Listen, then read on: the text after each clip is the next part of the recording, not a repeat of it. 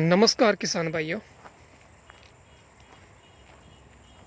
आप वीडियो में देख सकते हैं ये इस बगीचे की कंडीशन थी 2019 से पहले की।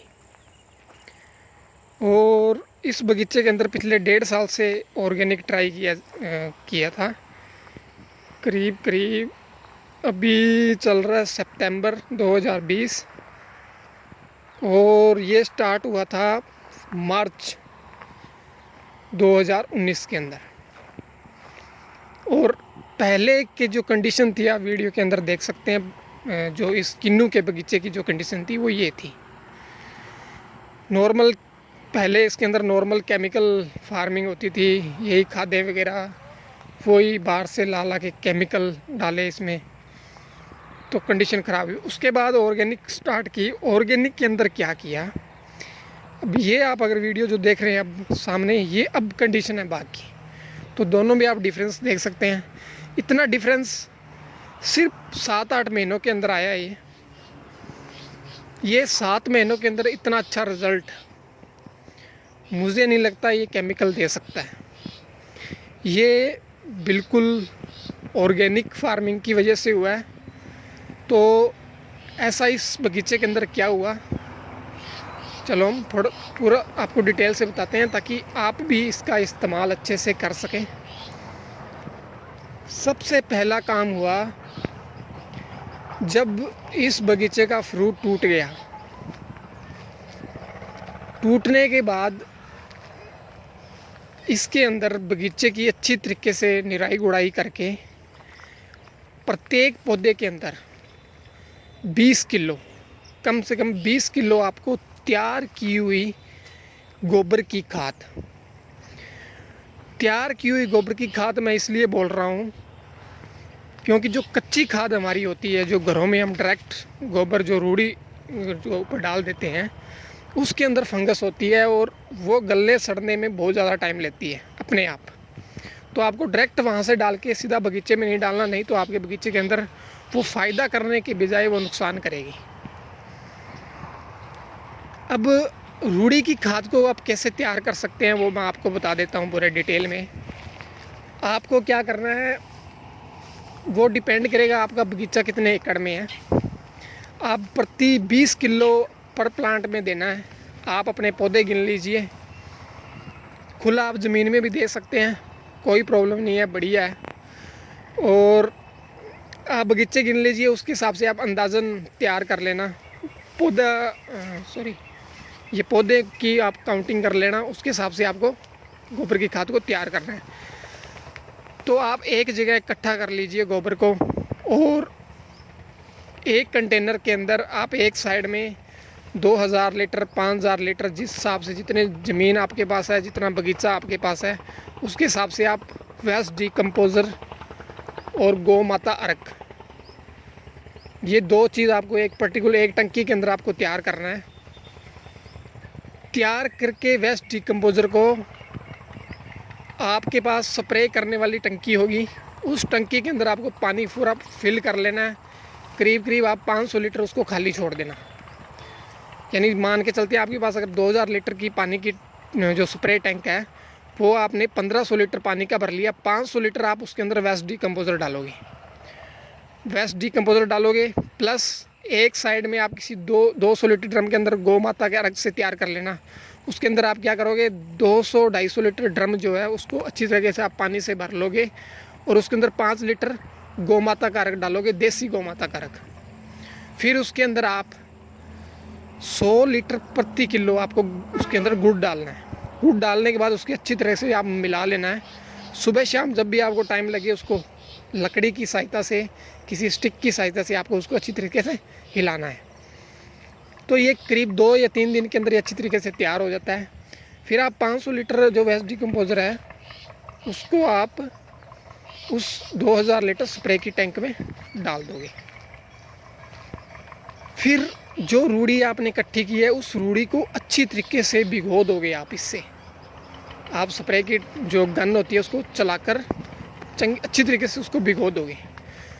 और हो सके तो आप उस रूढ़ी को छाया में रखें, क्योंकि ज़्यादा धूप लगने से, सूखने से जो हमारे जीवाणु हैं वो मर जाते हैं। तो आप हमेशा उसको गीला रखें,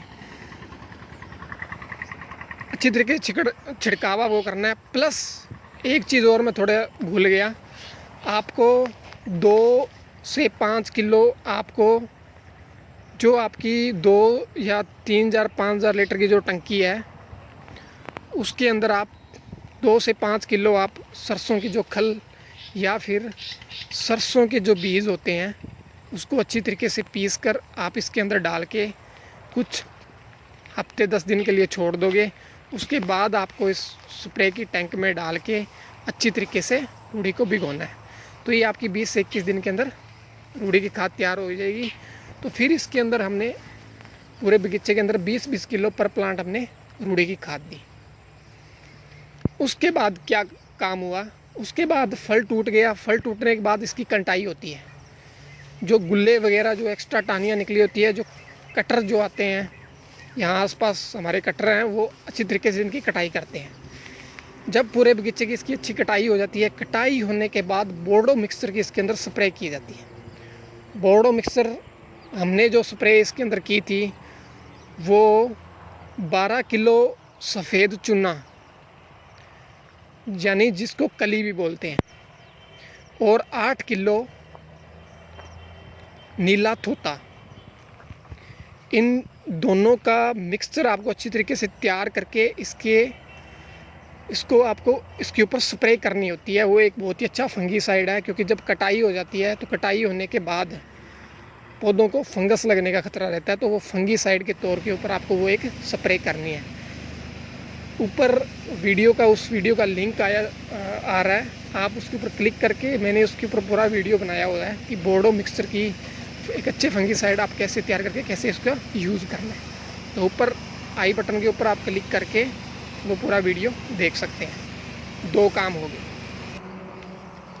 तीसरा काम, जब भी आप बगीचे के अंदर करीब 1 महीने के बाद पानी लगता है, यानी 1 साल के अंदर 3 से 4 पानी बगीचे को दिए जाते हैं। वो हर एरिया के कंडीशन के हिसाब से होता है। जैसे राजस्थान में थोड़े 1-2 पानी ज़्यादा लगते हैं, पंजाब के साइड, हरियाणा के साइड थोड़े कम लगते हैं, क्योंकि यहाँ की और वहाँ की ज़मीनों में फ़र्क है।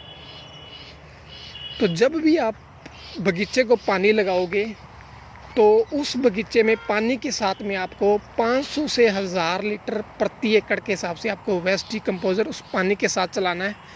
और जिस टंकी के अंदर आपने वेस्ट तैयार किया हुआ है,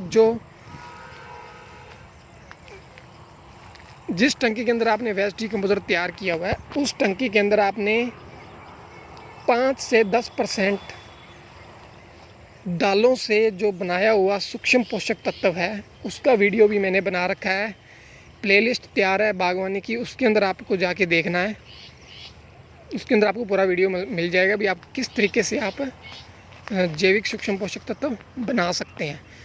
अदरवाइज़ मैं आपको एक डॉक्टर श्री कृष्ण चंद्रा ऑर्गेनिक खेती ऑफ फार्मिंग ऑफ गाज़ियाबाद के जो डायरेक्टर हैं, उन्होंने एक वीडियो बना रखा है। डिस्क्रिप्शन के अंदर मैं लिंक दे दूंगा, आप उस पर क्लिक करके सूक्ष्म पोषक तत्व कैसे बनते हैं आप वो देख लीजिए। फिर आपने 5 से 10% इसके अंदर सूक्ष्म पोषक तत्व डाल देने हैं, और 5 से 10% जैविक कीटनाशक किस तरीके से तैयार किया जाता है उसका लिंक भी मैं दे दूंगा। 5 से 10% आपको वो डाल देना है। वो डालने के बाद आपको पानी के साथ 500 से 1000 लीटर जब भी आप पानी लगाएंगे, पानी के साथ आपको चलने देना है। ये काम हो गया। उसके बाद जब नेक्स्ट स्टेप हमारा क्या आता है, नेक्स्ट स्टेप के अंदर इस बगीचे के अंदर क्या किया था कि जब इसकी फ्रूटिंग स्टार्ट हो जाती है, फ्लावरिंग स्टार्ट हो जाती है, फ्लावरिंग स्टार्ट होने के जस्ट बाद जब बिल्कुल हल्का हल्का किन्नू, बहुत सरसों के दाने कार का किन्नू जब बन जाता है, उस टाइम बीमारी आती है इसके अंदर। तो उस बीमारी के अंदर आप क्या करोगे, 2000 लीटर की मान लो आपने स्प्रे की टैंक लिया पानी का, वो पानी के टैंक के अंदर आपने 500 लीटर वेस्ट डिकम्पोज़र और गौ माता के अर्क से तैयार किया हुआ मिक्स करके आपको उस ड्रम के अंदर डालना है। प्लस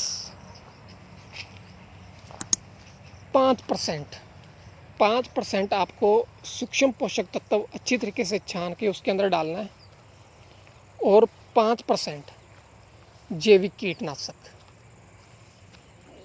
ठीक। और उस पूरी एक टंकी के अंदर 1 लीटर नीम ऑयल, क्या चीज़, नीम ऑयल, ये डालना है। प्लस आपको 40 से 50 लीटर सड़ी हुई जो छाछ होती है हमारे घरों के अंदर, वो कच्ची छाछ को आप खेत में अंदर ले आना है। एक कंटेनर के अंदर आप 50 लीटर छान के बढ़िया रख लेना, और उसके अंदर एक तांबे का बर्तन डाल देना। वो हफ्ते 10 दिन के अंदर अच्छी तरीके से सड़ जाती है। उसके बाद आप 50 लीटर 1-2000 लीटर के टैंक के अंदर वो डाल दोगे। वो एक बहुत ही अच्छा फंगीसाइड है, फंगीसाइड का काम करेगा। इसकी आपको एक स्प्रे तब कर देनी है। इस बगीचे के अंदर और बाहर से कोई केमिकल नहीं डाला गया, और इस बगीचे के अंदर आप रिजल्ट सामने देख सकते हैं, कोई बीमारी नहीं है। साइडों के अंदर बहुत सारे लोग केमिकल फार्मिंग कर रहे हैं, वो बाहर से ला रहे हैं कीटनाशक, कुछ कोई लैम्डा डाल रहा है, कोई टारा डाल रहा है, कोई ट्राइजो डाल रहा है, उससे बीमारियां ज़्यादा आती है। तो आपको ये काम करना है उस फ्रूटिंग के टाइम, और उसके बाद आपको महीने 1.5 अंतराल के अंदर इसके अंदर ये सेम स्प्रे जो है वो रिपीट करनी है, और प्रत्येक पानी के साथ आपको ये काम करना है। और उसके बाद जब हमारा अप्रैल का महीना होता है, मार्च अप्रैल के महीने के अंदर, उसके बाद मार्च अप्रैल के अंदर प्रत्येक पौधे के अंदर 200 ग्राम कली और 100 ग्राम नीला तोता। कली यानी सफ़ेद चूना बाहर से आप ले आओगे, उसको ठंडा करके अच्छी तरीके से पानी डाल के ठंडा करोगे तो बिल्कुल पाउडर फॉर्म में आ जाएगा। आपको 200 ग्राम और 100 ग्राम नीले तोते के हिसाब से ये रेशियो के अंदर आपको तैयार कर लेना है। काफ़ी मात्रा के अंदर जितनी आपको ज़रूरत है आप पौधे गिन लेना, उसके हिसाब से आप वेट निकाल लेना कितनी आपको ज़रूरत पड़ेगी। प्रत्येक पौधे के अंदर मार्च अप्रैल के अंदर आपको इसको अच्छी तरीके से डाल देना। ये काम हो गया। उसके बाद हर महीने के बाद आपको इसकी 4 स्प्रे निकालनी है, जो मैंने पहले बताया था। वेस्ट डिकम्पोज़र, गौ माता का अर्क, छाछ प्लस नीम ऑयल 1 लीटर 2000 लीटर टंकी के हिसाब से, और जैविक कीटनाशक, इनकी हर महीने के बाद आपको एक स्प्रे निकाल देनी है। ये काम हो गया। उसके बाद हम बिल्कुल फिर लास्ट में चलेंगे। लास्ट में जब हमारा महीना आ जाता है जुलाई लास्ट और अगस्त के अंदर, जुलाई लास्ट और अगस्त के अंदर हम क्या करेंगे, एक स्प्रे बोर्डो मिक्सचर की ओर करेंगे, क्योंकि उस टाइम बारिश का मौसम स्टार्ट हो जाता है। जब बारिश का मौसम ख़त्म हो जाए, मौसम अच्छी तरीके से साफ़ हो जाए, साफ़ होने के बाद बारिश आने पर इसके अंदर फंगस लगने की जो प्रोबेबिलिटी है बहुत ज़्यादा बढ़ जाती है। तो आप इसके अंदर एक बोर्डो मिक्सचर की स्प्रे उस टाइम करोगे। बस ये काम आप करके देखिए, रिजल्ट 100% मिलेगा। इस बाग के अंदर ये सब प्रैक्टिकल किया हुआ है, और आप ये काम करिए, रिज़ल्ट ना मिले, आपको लगे फ़र्क आए, मुझे नहीं लगता कोई फ़र्क आएगा। बगीचा आपके सामने है। तो धन्यवाद। ये नॉलेज ज़्यादा से ज़्यादा किसान भाइयों के साथ शेयर करिए, ताकि वो लोग भी ज़्यादा खर्चे से बच जाए। क्योंकि बाहर से हम केमिकल लेके आते हैं, बाहर से फर्टिलाइज़र लेके आते हैं, उनके खाते भरते हैं हम, और किसान फिर घाटे में जाता है।